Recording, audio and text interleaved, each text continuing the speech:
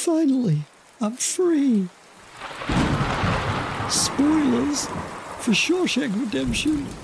Oh no, I'll just go back.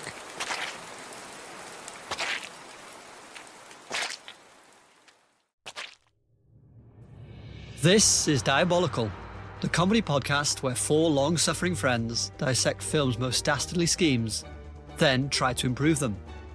I'm your host, Ben, and this week we're getting institutionalized with cinematic royalty, The Shawshank Redemption. So grab your rock hammer, quietly chip away at a wall for 19 and a bit years, and let's get diabolical.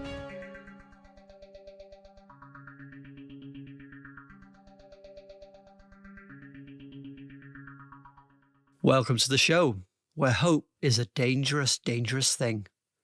Joining me are three old-timey inmates who are ready to leave solitary confinement for the first time in decades. Introduce yourselves and tell us about a time you were unfairly or disproportionately punished. And Super Dude, I'd like to begin with you. Well, hopefully I'm not stealing Gaz's thunder here, but it's Craig here, the one they call Super Dude, and the time I felt I was disproportionately punished was when Gaz and I were kicking each other in the schoolyard, and our headmistress took us into her office and made us put our shoes in her bin. Was that Miss Evans, was it? Yeah. She threatened you with a slipper as well? And I don't think she did, no. Once you've been kicking each other with regular shoes, the slipper's no threat to you, is it? She must have been thinking, like, what do I do now? I'm not going to be afraid of the slipper. Slippers? So shoes in the bin. In the same school, I also got thrown out of class for reproducing the librarian's scream from Ghostbusters. No, the woman. The high-pitched one. Oh. I was a little boy. I had a little boy voice. His plums were yet to drop. His voice was yet to deepen. Yes. Adam, how about you? Greetings, paddle pals. It's me, Adam. I would say the time I felt unfairly punished it stayed with me for the rest of my life. It's going to be that time you got pulled over for drink driving. No. Okay. I've never been pulled over for drink driving. He's gotten away with it every time. No, it was when I can't remember how old I was. Probably, it was the same school as we were talking about before. So talking infant school. A horrible, horrible teacher I always hate from the bottom of my soul, called Mrs. Standring. I can't remember what I did, some sort of classroom faux pas, nothing serious, like maybe spoke out of turn or spoke across her when she was trying to speak to somebody. And she got the whole class to point at me. Oh, wow. And it stayed with me ever since. And it probably affected the rest of my life for making me feel shattered your confidence. Yeah, fucking dead, yeah. So a bit of a serious one there, but that's the only one I could really think of that has really stood out. I'm sure there's been others, but I asked my RAF mates if there was anything. Did we ever get punished really badly in the RAF? And we always got away with it. We always got real detachments with people that seemed to let us keep drinking no matter what. So is that point incident to blame for your erectile dysfunction? No, in fact, it's the opposite. Can't get one unless there's people pointing at you. And Gareth. Hi, Peril Pals, Gaz here. And a time I was disproportionately punished. Got a speeding ticket for doing 40 in a 30 zone. I was thumbing, absolutely thumbing. Should have locked you up and thrown away the key. I can't believe you're still walking the streets, you vile criminal. This is, let me think, 25 years ago. It sounds to me like that was fair dues, because you do 40 miles an hour in a 30 zone. It's only 10 over. It's nothing. Oh. Let me tell you something, Ben. If the punishment for a crime is a fine, that's only a crime for poor people. Mm-hmm. It certainly is. Should have locked him up. Lock them all up, I say. I agree, yeah. Well, my story, I think I may have told on this podcast before, but it was when I was playing Turtles with my young brother Sam. Oh. And I was getting Raphael to make sweet love to April O'Neil. Oh, yeah. I was I've saying, heard this one before. Yeah. sex. And Sam shouted to my mum, "Mum, Ben's saying swears." And I got my mouth washed out with soap for the word sex.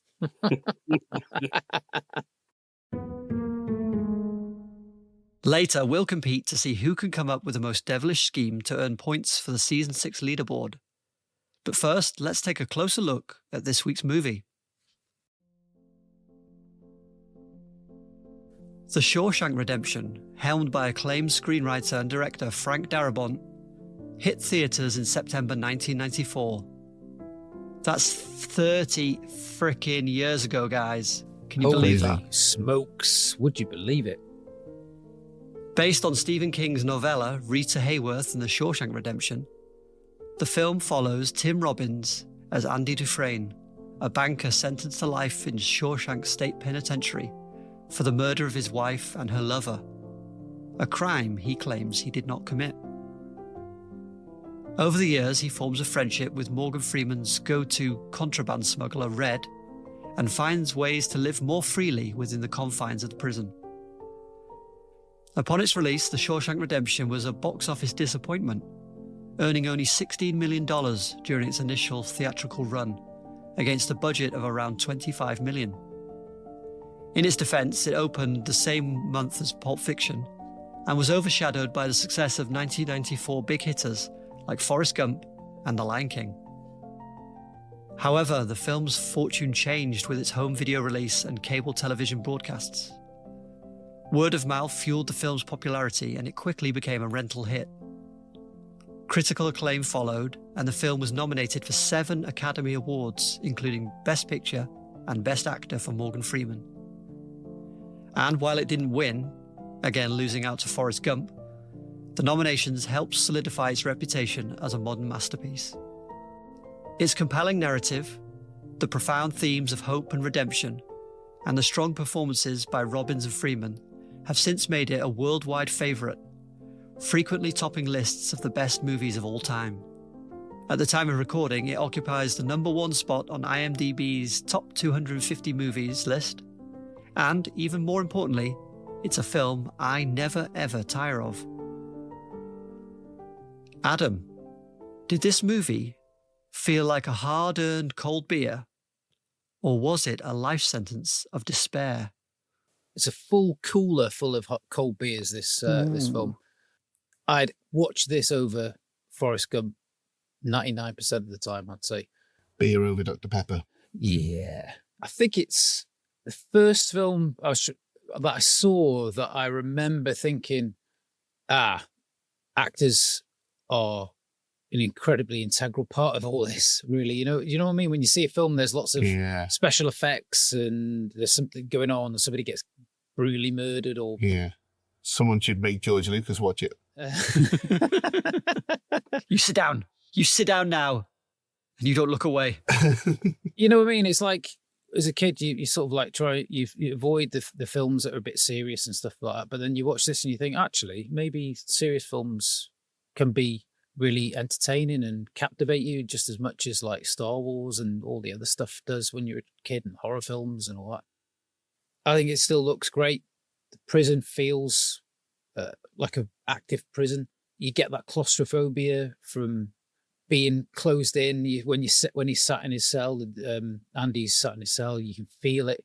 And then when it needs to be scary and stuff, when the sisters are chasing him and stuff, it's great. I think the ensemble cast is perfect. You mentioned Tim Robbins and Morgan Freeman.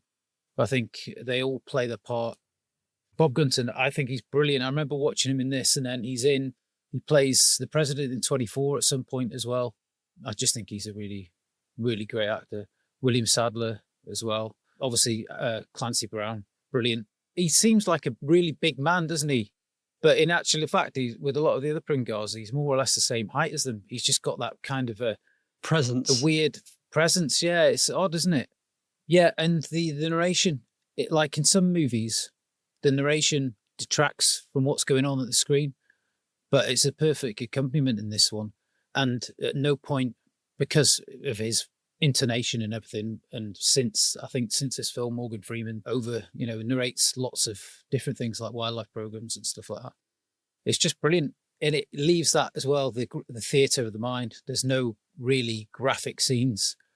So it plays into that I love so much. And one of the most notable things I thought they're all portrayed as equally worthless in that prison system, which I think is like one of the overarching storylines, that they're all there and then they all form this brotherhood, and some in smaller groups than others and stuff. But yeah, it's just a wonderful, wonderful movie. Like I say, I'd choose it over Gump any day of the week. Yeah, and I've always got fond memories, and I love watching it. It's great fun. That's great. And you mentioned the penitentiary, and it was the Ohio State Reformatory, which apparently opened in 1896 and closed in 1990.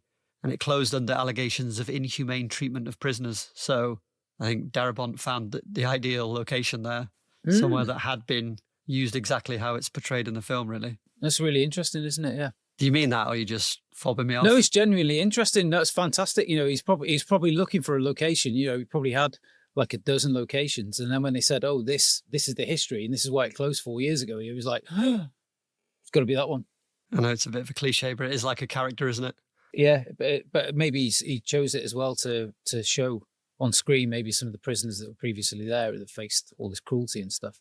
Yeah, sort of showing it on screen as a bit of a, like I say, an homage to them as well. Yeah. Well, Gaz, what did you think? Yeah, I mean, some people call it like the ultimate tearjerker, but I tend to find myself jerking something else when I'm watching the film. A bit too much. Forrest Gump, he's a chump.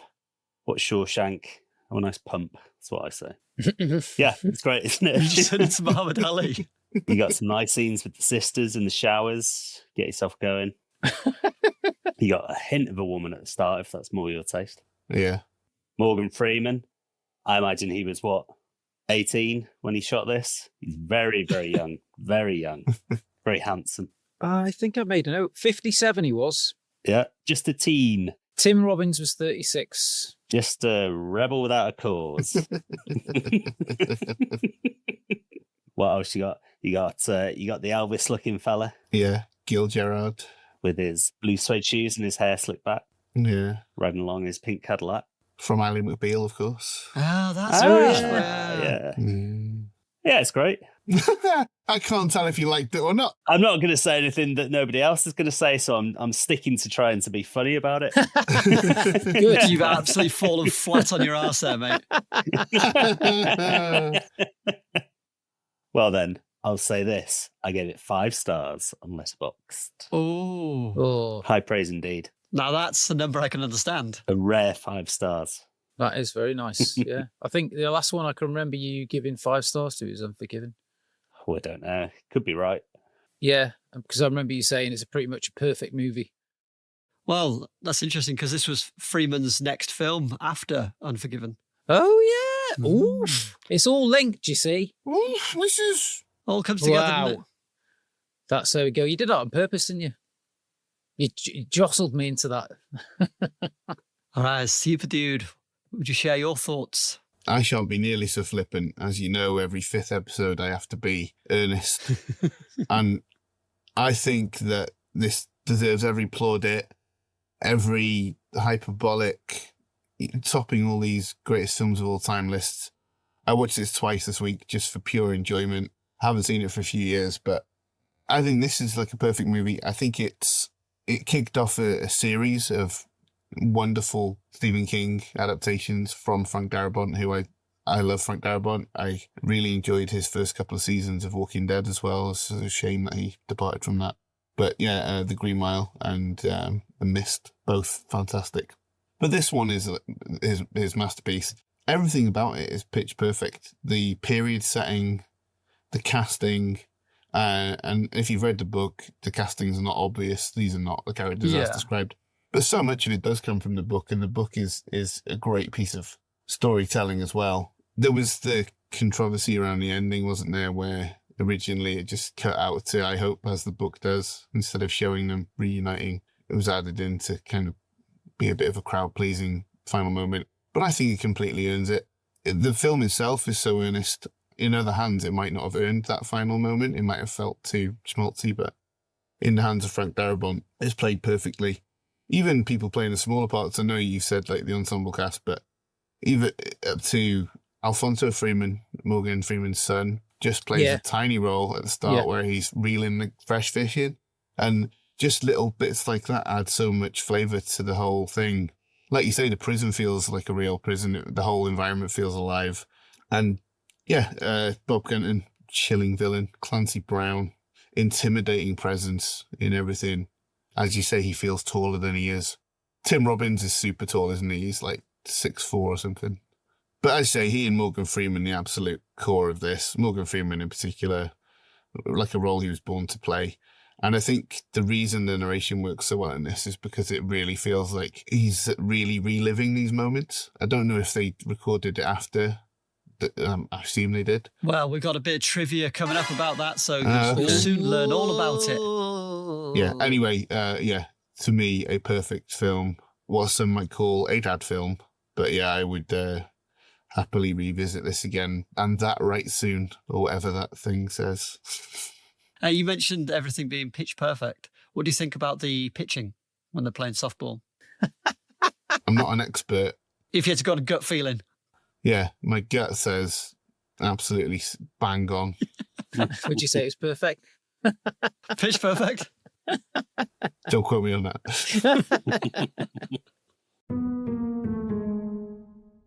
Before I ask you your highlights and favourite lines, we are going to play a little quiz I'm calling Shawshankedy.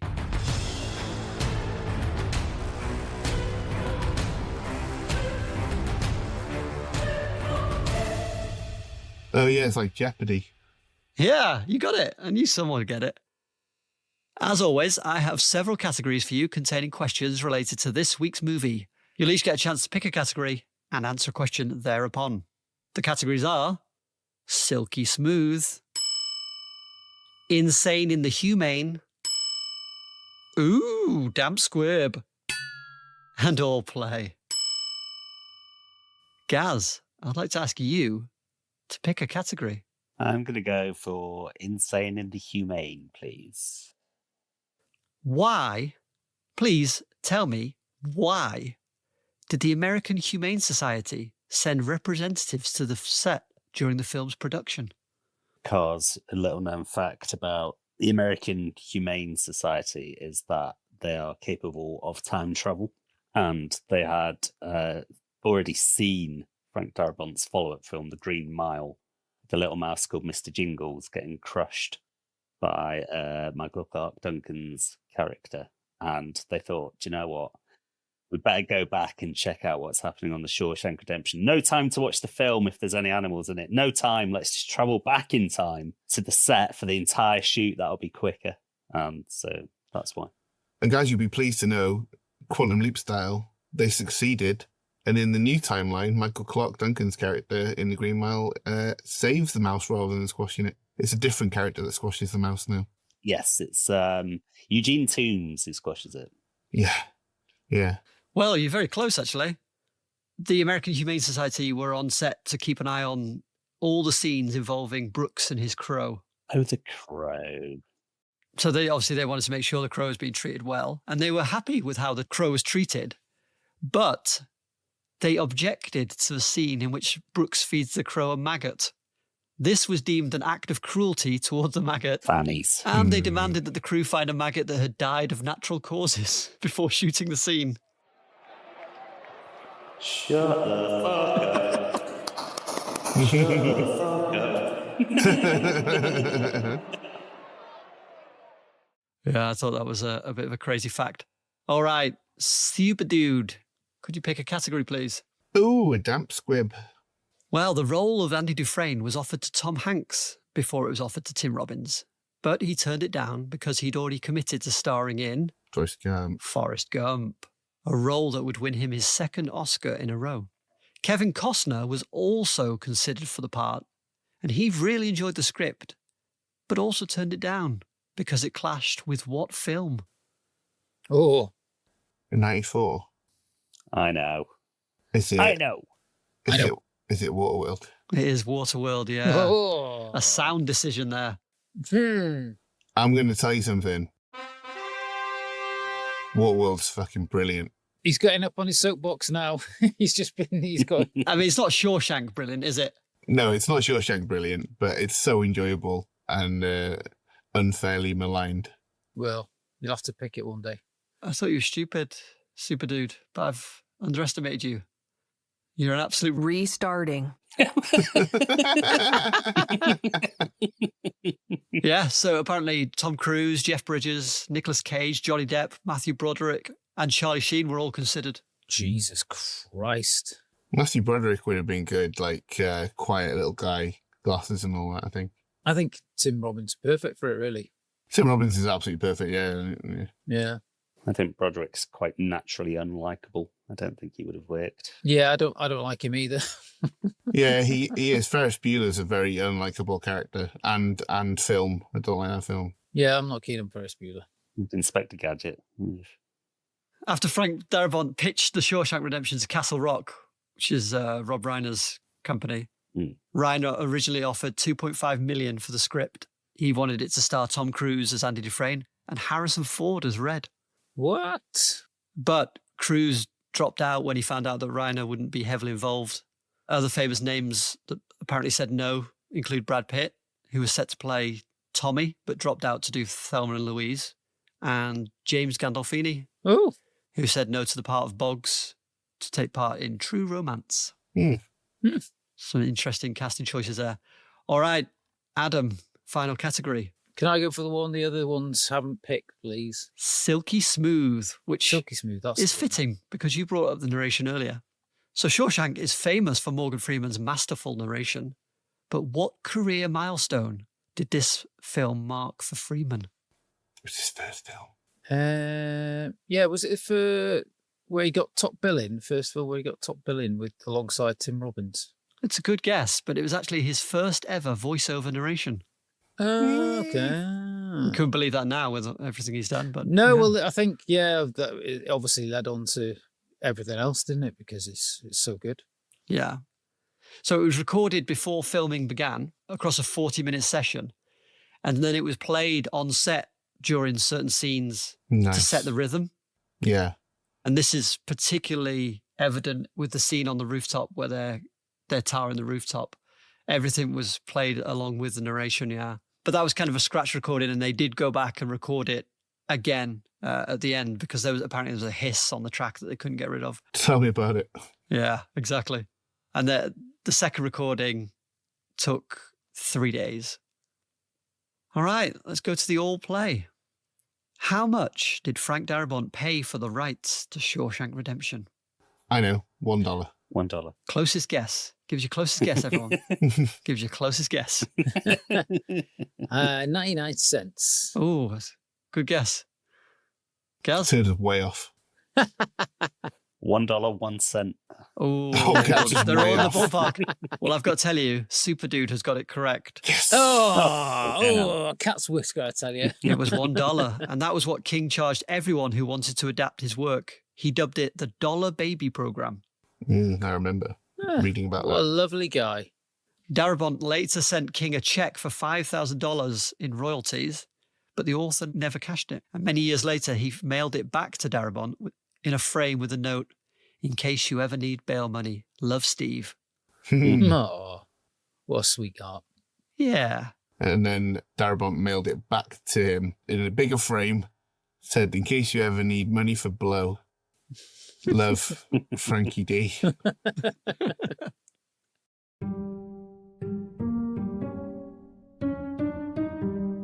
Let's move on to our favourite moments. Adam, would you be so kind as to share yours? I'd say, yeah, the beers on the roof Mhm. when they're doing the tar. It's just like one of the very few real feel good moments in the film, isn't there? There's a lot of angst to that. But when they're sitting there, you can almost taste the beers because they seem to be enjoying them so much. Yeah. Yeah, it's very well done.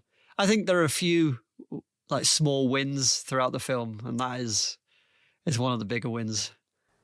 Yeah. Yeah, it's great. It's just that very early on when you still figure out what all the characters are all about, and that's defines sort of Andy's role for the rest of the movie, doesn't it? Really, that act of kindness.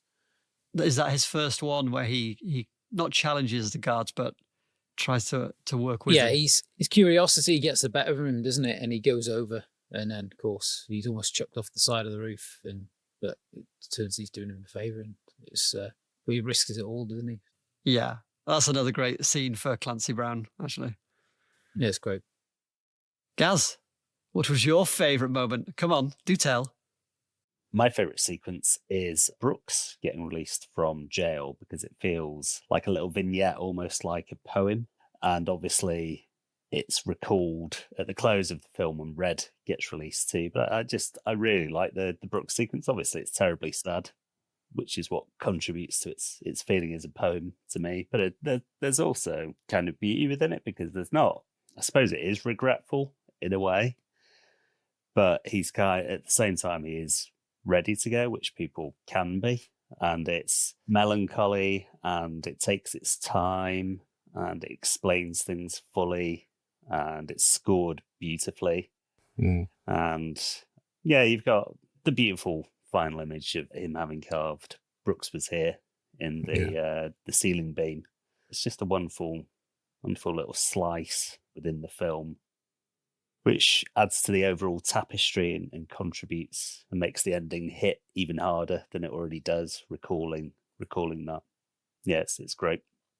Part of that sequence where he's just scared by the cars moving so fast, that hits me every single time. The way he plays that, you feel for him so much. Yeah. And as you say, the score, that kind of beautifully like sparse, like piano refrain, I could hear it now when you were talking about it. It was popping in my head.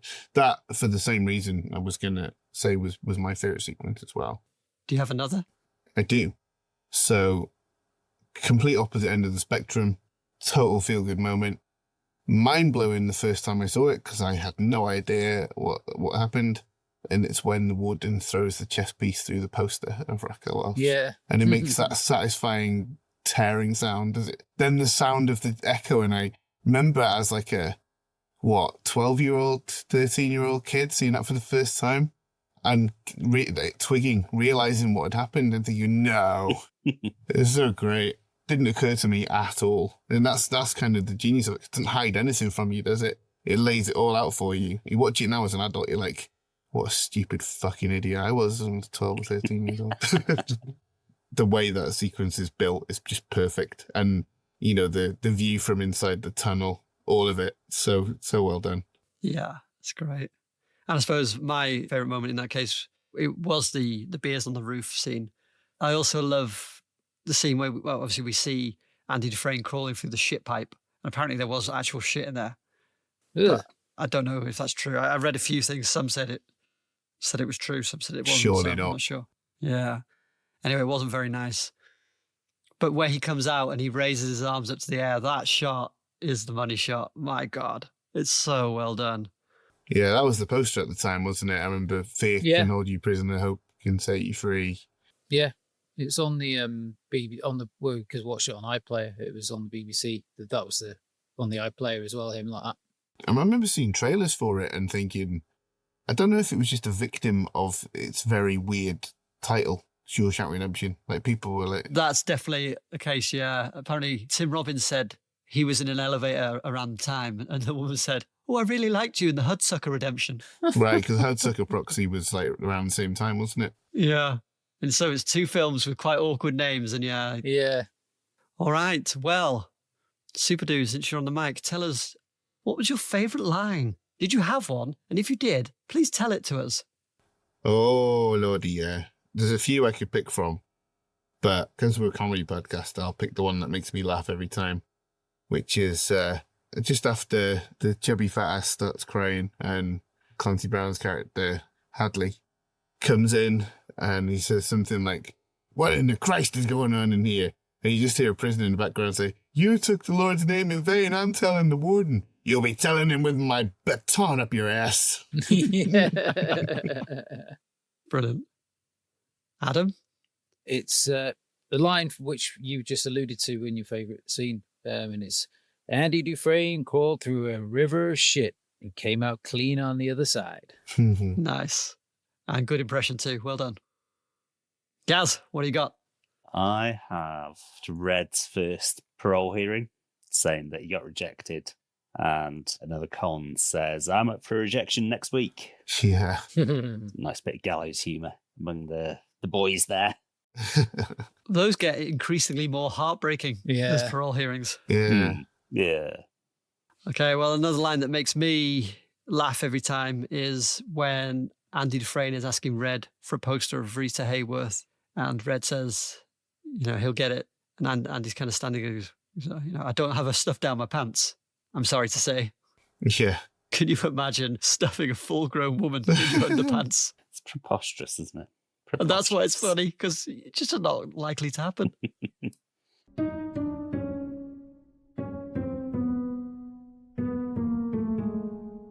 Warden Samuel Norton, a pious and corrupt prison administrator, exploits prison labour for personal profit. Under the guise of saving the government money, Norton takes bribes and kickbacks from contractors, amassing a considerable fortune through these illegal activities. He enlists Andy Dufresne, whose banking background makes him an ideal accomplice, to launder the money, allowing Norton to hide his misdeeds. However, Warden Norton's plot unravels when Andy escapes from Shawshank, taking evidence of Norton's corruption with him. Andy sends this evidence to a local newspaper, leading to investigations that expose Norton's crimes. Facing arrest and public disgrace, Norton takes his own life, bringing his tyrannical reign to an end. Super Dude, what did you think of Warden Norton's scheme? Well, he didn't have any plans to keep Andy there. He had no idea he was escaping. But I think his scheme to launder money, not his scheme in the book, he's the third or fourth warden under Andy's tenure to pick up the scheme. But I think it's a incredibly short-sighted and egomaniacal kind of thing to do to get pro bono law work from one of your inmates and expect it to never turn to absolute shit. You mentioned him not having a plan to, perhaps not to stop Andy from escaping, but he did execute plans to keep Andy there. For example, Yes. when the truth of Andy's case was going to be divulged, he had the inmate murdered, didn't he? Which was pretty cold. Absolutely, yeah. And getting him to meet him outside there to look like he was trying to escape as well. Yeah. Yeah, not that they seem to have any problem getting away with murder there and kill that guy at the start. Yeah. Adam, what do you think? Yeah, he thinks he's got him boxed off, doesn't he? Really, he after he sort of crushes his hopes of not getting out and things like that, he thinks he's a downed man. But obviously, it has he's been plotting his escape long before that, so it just convinces him. Maybe he was just probably planning to escape previously, but then when Norton sticks the knife in and gives it a good extra twist on the way out, then that sort of convinces Andy to get him. So yeah, he's a bit short-sighted in that way. Not a music lover, is he? And doesn't understand that when you put Andy in the hole, he's got music in there with him. In his hole? Yes.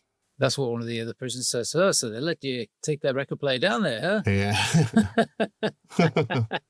So do you think it was a complacency and overconfidence that were Warden Norton's downfall? He's got good reason to believe he's untouchable, and that that was his house. Nobody was getting out there easily, and he thought that was it. So yeah, total complacency, and that's always the downfall of all the worst villains, isn't it? They do get complacent. Yeah. What do you think there, Gaz? Would you agree? Somewhat. I think he underestimates his opponent in Andy. He should have known that he's incredibly persistent from his years-long sending of letters to somewhere in Washington, isn't it? Asking for a library for the prison. For the library funding. Yeah. But realistically, you wouldn't suspect that someone's going to spend 19 years chiseling away at a wall with a tiny little hammer. So, I think it's a good plan. It's just that he's met an unusually determined opponent in Andy. However, there are much easier ways to prevent him from escaping. I would say much easier. Yeah. I'm presuming you're going to treat us to one later? I think so.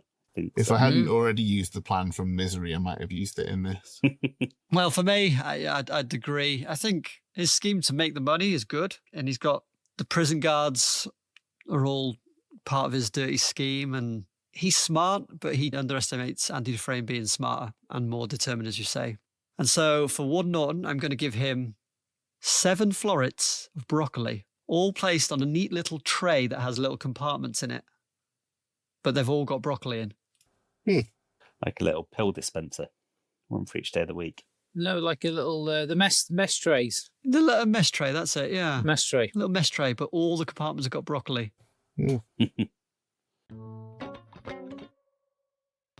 If you've enjoyed our journey through the bars of Shawshank, we'd love for you to tunnel over to your favourite podcast platform and carve out a stellar review. Your feedback helps keep hope alive and ensures our story keeps unfolding. So grab your rock hammer and etch us some 5-star reviews. Now it's time for the final breakout, where we compete to see who can come up with the best alternative plan to earn peril points for the diabolical leaderboard. Warden Norton exploits prison labour for personal gain and coerces inmate Andy Dufresne to launder the dirty money. But his corrupt operations unravel after Andy escapes and exposes him. So let's see if we can do any better. Gaz, how would you keep Andy Dufresne behind bars?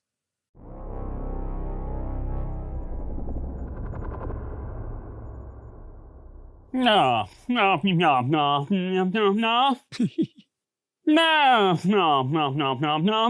Warden Norton, huh? No. There are but two things I believe in, One is power in the good Lord Almighty, Two is the power of the almighty dollar. No. I'll put you to work, Dufresne, you hear me? Put you to work at my printing press, My printing press that I had baptized by the Padre on his last visit, my Dufresne. You're gonna be literally printing money for me, and all my dodgy dealings, and those dodgy dealings is plentiful. I can assure you of that, And to prevent you from escaping Shawshank, I'm having good old Captain Hadley over, batter you like a fat man until he can't walk no more. Yeah. Good luck sneaking out without the use of your legs, Turkey. Break his legs. Hadley's got form for it. Yeah. Why wouldn't he? Just break all their legs, every prisoner there. Why not? If I hear so much as a mouse fart, I'm going to come up there and break all your... Fuck it, I'm coming up breaking all your legs anyway. Yeah, barrels of monkey spunk. How's he going to get around the prison with his legs broke? Dead man hobbling down the Green Mile. Some kind of chair, perhaps a wheeled chair. That would cost him all his dirty money. Let's get ramps. He could still crawl, though, and he crawls through that tunnel, doesn't he?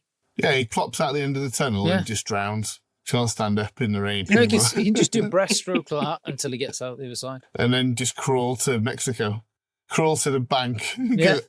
Pull himself up to the desk. In his suit. Being all smart and gentlemanly. Have you ever broken a bone, Gaz? No, I haven't. Never. Sprained my ankle once. That was quite painful. That does sound nasty.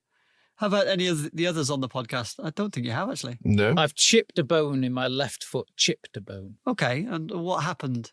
Are you hobbling around town now? No, I'm not fully recovered because the mental scars all stay with me. Are you going to suggest that broken legs heal? That is my suggestion. Just re-break it, or you don't set it correctly, so it heals at an angle like my dog's front leg. But if both legs are like that, then he would have quite the time trying to walk, let me tell you. Two things never happened again after that day. The sisters never bothered Andy again, and Bugs never walked again. Yes, that also is said. So perhaps not breaking his legs, but doing spinal injuries. Sever his spinal column, just above the tailbone, perhaps. Ooh. I'm a skinny bastard and I sit on my tailbone. It's not good. Got no goddamn padding. It does become a problem when you get thin bums. Thin bums. It's that 1960s women's soul group. The Thin Bums. Dinah Ross and the Thin Bums. Well, it's a very simple plan. But does anyone have any further questions for it? Well then, Super Dude, tell us, how would you keep Andy Dufresne behind bars?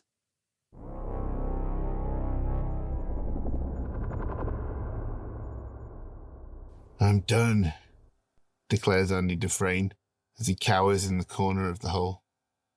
Everything stops. Get someone else to run your scams.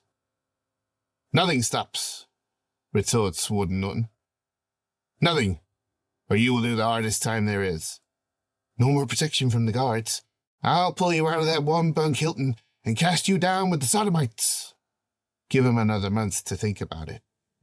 But Andy isn't the only one who has a month to think about it. Barely a day goes by that Norton doesn't stew on the situation. He understands the value of the rod and the staff alike. These lambs in his charge must be disciplined, yes, but protected, shepherded also. After all, it's not every day the Lord drops a pro bono lawyer in your lap. Men of Dufresne's learning rarely come along in a place like Shawshank, and he is of great value to Norton. And so, when Andy is finally released from solitary, he is treated, to his horror, to a new private quarters, a palatial cell that would be the envy of any prisoner, with a bookcase, a desk, a private shower, and a luxury poster of Claudia Cardinal from her appearance in The Professionals. Andy protests this is too generous, and he's fine with his current cell. Why not let the inmates vacation in this cell for good behaviour? Nonsense, says the warden. Dufresne has earned this reward. Andy appeals that he would miss his neighbouring cellmate snoring. Now the warden is beginning to lose patience. Is Dufresne mocking this gesture? Is he too good for this reward? Does it go against his principles? Just then, Hadley struts in, carrying the crumpled remains of Raquel Welch. "We found your little hole, Dufresne." Andy's eyes close, his head lolls back as he realizes it's all over. Hadley grips his baton tightly. "Now, let's see if I can make you a new hole." And they all lived happily ever after. Oh, yeah. What prompts them to pull the poster down in his old cell? They were bringing his stuff to him as a nice Okay. gesture. Let's go and bring it to his new cell. Ah. And then when he carefully took the poster off, he went, "Good mother of Christ, what the shitty hellhole is going on in this shitty hellhole?" And then he crumpled the poster in anger. As you would. Do you think that Andy Dufresne would get beaten to death by his fellow inmates for having such a fancy cell? No, they all love him. Even with a fancy cell? I mean, there's no way of knowing, but the point is, So there's a shadow of a doubt. Norton wanted to give him a nice treat, whether it pans out to be one or not. And even in my story, it doesn't.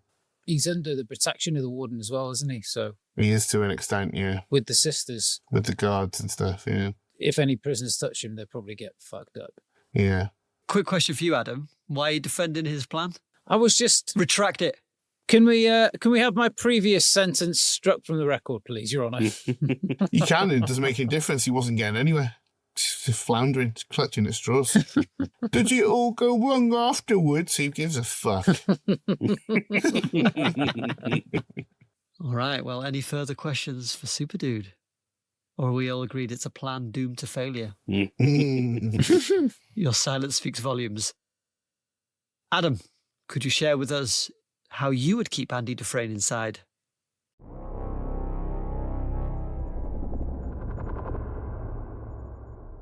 The power that Norton wields is absolute. In this place, life and death are his playthings. He's demonstrated that with Jimmy, and he's willing to do anything to protect himself in the things that matter to him. Andy Dufresne, while incredibly intelligent and useful, is also a liability. His concern for his own well-being is secondary to him, as proven with that record stunt.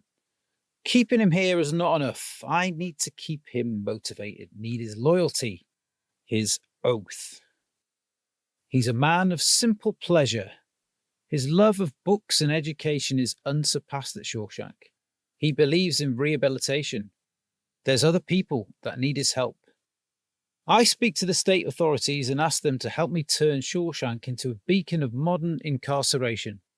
Not just a trial of the Inside Out work program, but also of a new educational program led by the finest mind the prison service has seen. The program will be called Books for Crooks. The program will draw in the intellectually challenged of the criminal fraternity from across the state and turn them into useful individuals that can be exploited for Warden Norton's own gain. Call it an investment in the future.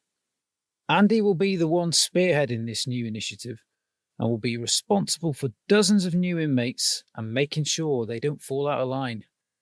I personally interview and select the prisoners myself, just to make sure they have the correct amount of patheticness in their eyes or a special sob story that will have Andy on the hook. I remind Andy that the money being ploughed into this project must be well spent, and that I will have ways available to me should any of these students not make the grade or decide to make a break for it, just like poor old Jimmy did. Or is it Tommy? Yeah. I can't fucking remember. Jimmy or Tommy, Yeah, you know the one I mean. Tommy. Yeah. Oh, there you go. Just like poor old Tommy did. Just like poor old Timmy did. Jommy. I place prison snitches in all the right places just to keep an eye on things where my guards cannot. And if Andy steps out of line, bang, one of his students has a mishap or tries to escape. And just to tie him down a little more, Andy gets a new cellmate in the form of Big Louie. He's smuggling something into the prison in his pants, but nobody wants what he's packing, especially Andy.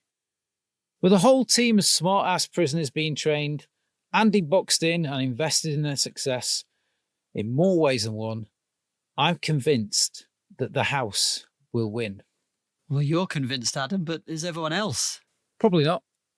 It's really intriguing. I don't know if you need the cellmate, because he does have a cellmate in the book at one point who is a Native American who doesn't talk very much. Sounds reminiscent of another book. Doesn't it?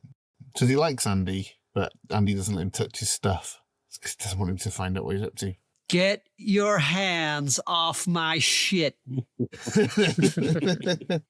the rest of it, I think, I get the idea of appealing to the teacher in Andy. He wants more students. He would enjoy prison a lot more if he had more projects like Jommy.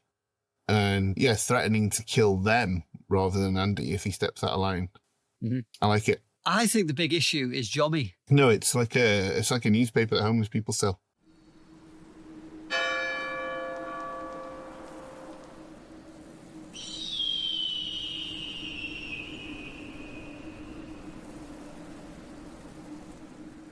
Oh, he strung you out like a kipper.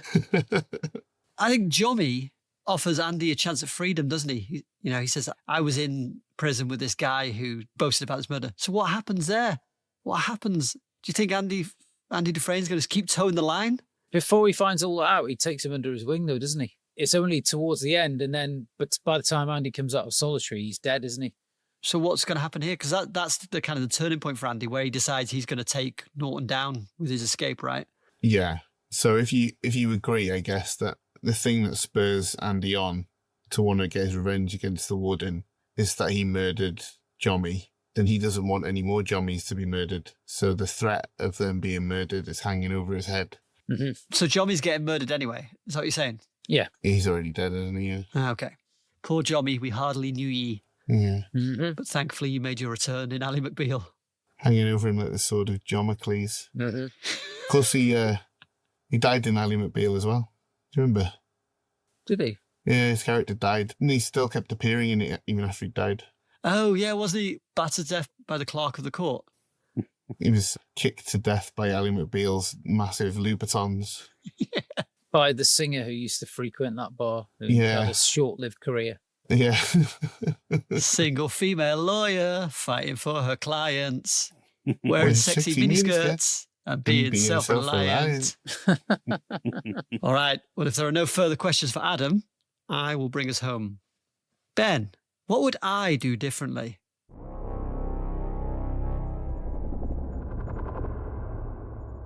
I reckon it was around late July when the smuggling problem at Shawshank Prison came to Warden Norton's attention. Contraband had been slipping in for years, all manner of things making their way into the hands of men who'd long ago lost touch with the outside world. And if there was one name associated with every deal, every favour, every well-placed item, it was Red. Red was the man who could get you things. Anything you wanted, at a price. That was until one fateful day when Norton had the guards pay Red a little visit. Now, Andy and the other prisoners didn't know about any of this, of course. As far as they could tell, Red was as dependable as ever. So when Andy needed something, he'd still go to Red, even after the visit. Thing was, though, Red wasn't himself after that. Didn't have much to say. Didn't really move much either. And if he did, it was in short, jerky motions. Always wore sunglasses, too, even on cloudy days. One day, Andy went up to Red with a particular request. "Red," he said, "I could use a rock hammer. A small one, just my rocks, you understand." Red shifted his head in a way that might have been a nod. 2 days later, Andy found a package under his bunk. It was wrapped up in paper with his name scrawled on it in big, lopsided letters. Inside, he found a hammer, all right, but not the kind you use for rocks. This one was yellow with a little squeaky red bulb at the end. Andy picked it up and turned it over in his hands and gave it a squeeze. The hammer let out a cheerful little squeal, the kind you might find in a dog's chew toy. A few weeks went by and Andy got to thinking he needed something else. He approached Red again. "Say, Red, I'd love a poster for my wall. A real beauty, you know. Something that reminded me of life on the outside." Once again, Red just sat there, head angled toward the sun, unmoving and silent. Jerkily, he raised his arm to reveal a mouldy grey thumbs up. And sure enough, 2 days later, a new package arrived in Andy's cell. This time it was a postcard. Not the big glamorous pin-up he'd imagined. No, it was a saucy postcard. A beach scene with a couple of cartoonish bathing beauties in bright-coloured swimsuits, each one winking at him like they were in on some joke he didn't know. Time passed and Andy kept asking. And Red came through in ways that left Andy scratching his head. Once he'd asked for some chalk to mark his rock samples. Red came back with a pack of lemon juicy fruit chewing gum. Another time Andy requested a little sandpaper to smooth out the rough edges on his chess pieces, but received a feather duster. The more Andy asked, the stranger Red's responses seemed to get. Yet every time he approached Red, his friend was right there, same sunglasses, same silent expression, an ever so slight nod, and every time the package arrived under his bunk, filled with something wholly useless for his plans. And just in case you didn't puzzle it out, that was me, Red, narrating the whole story in the third person from beyond the grave. You see, Warden Norton and the guards killed me during their visit and proceeded to use my body like an old-timey marionette to fool them foolish inmates. Fine job they did too, because it worked. It really worked. How do they preserve his body? They don't put too much effort into it. A bit of varnish or something. Varnish. Bit of varnish for the workshop. Sage and onion stuffing? No, they wouldn't waste that. How do they develop this friendship since that he doesn't deliver to him in the first place? Well, Andy asks who the person is that can get things, and so the other elements know. But by this point, Norton's already taken out Red. He's dead. Right. But he wants to keep the illusion that he's alive so he can control the contraband coming in. Once you control the contraband, then it's going to make it harder for anyone to escape. Sure. Do you remember Andy surprising Red with a gift? Like a harmonica? Just a sec. He's so crippled by this line of inquiry that he's left. He just had to curse off Smager. Fucking bastard. Say that again, sorry. Do you remember Andy surprising Red with a gift of a harmonica? Yes. Yeah. Now you mention it. Do you remember where he got it? Yeehaw. I presume he asked Red to bring it in? Or he keysted it? He said, "I'm sorry, I had to go through one of your competitors because I wanted to keep it a surprise." Well, do you know what? Something I've been keeping a surprise from you is that Warden Norton does that to all the other contraband smugglers too. Surprise! Gaz, you've been very quiet. You must have a question. Doesn't have to be about my plan. Could be about how bad the other two are, if you want. At what point does the warden decide to kill Red? Is it because he knows that Andy's going to be trying to escape? What's the reason for the killing of Red? Those schemes were as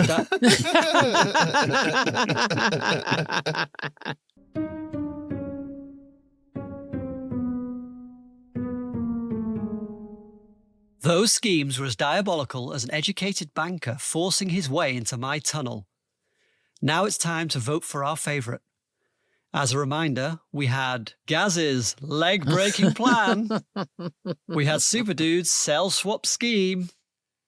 We had Adam's educational reform, monkey in a bucket, having a good time with all the lads. What was Adam's? Books for crooks. That you got it. You nailed the head there. Yeah, that was it.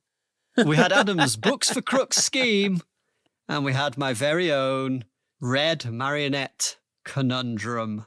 Oh, I did mean to ask you, actually, what happened in July that year to break Red's streak of smuggling stuff into the prison for 30 years without being stopped before? Was there some piece of contraband that really pissed Norton off? Yeah, it was a Quran. Say no more. Remember, each vote is worth exactly 1 point for the leaderboard. No more. Come on, guys. And But certainly no less. It's the catchphrase that's sweeping the nation. And let me remind you, you may not vote for yourself, Ah, damn. especially at this very, very important time in the season. Ah, Things damn. are really hotting up. Ah, damn. Ah. Damn. All right, Adam, you slippery snitch. Who have you voted for?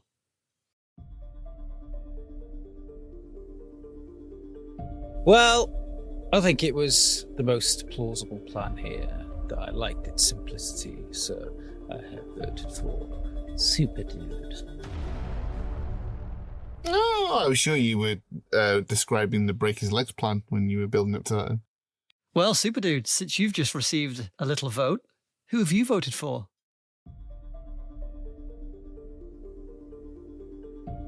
Oh, damn. I voted for... Oh, damn. Oh, damn Turner, that is.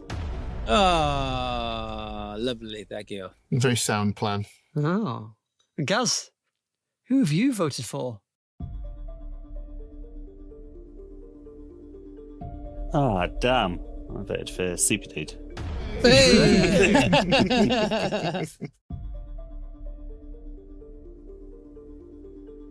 I voted for the plan that had the catchiest of names. Books for Crooks, I voted for Adam. Ah, It's a a two-way. split decision. Gaz, that has shaken things up on the old leaderboard. But can you tell us how? Shaken up like a bottle of fizzy pop. In first place with 20 points is Gaz. Joint second place with 18 points apiece are Super Dude and Adam. Oh. Ooh. And bringing up the rear with 16 is Ben. Ooh. La Manche has been restored. Everybody in the right place like they were a few weeks ago. Well, it's unfair again that my plan, the only one that would have worked, for sure. Weekend at Reds. Varnishing a dead body is tried and trusted. Yeah. Adam, as we come towards the end of this season, you will be hosting our next episode.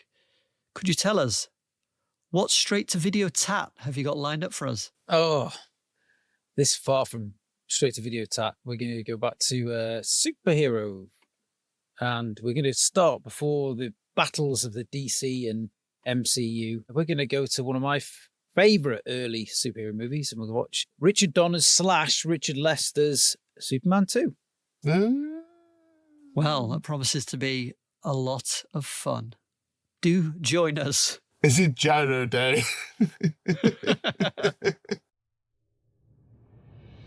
And that's it for another episode. Thank you for listening. For more film-related nonsense throughout the week, follow us on all the social medias at DiabolicalPod. including Blue Sky, which we are now on, I believe. We are. Bluing it up on Blue Sky. And join us next time when we'll be discussing film about a man in daft red undies, Superman 2. Until then, get busy living or get busy dying.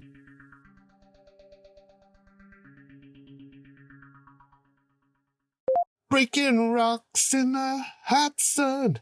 I fought the law and the law won. I fought the law and the law won. You don't know what it's like. You don't have a clue. If you did, you find yourself doing the same things too. Breaking the law, breaking the law, breaking the law, breaking the law. This is Lick My Little Bollock Off. Oh, every time. I just can't get it right. I gotta be honest with you. This time I didn't even notice.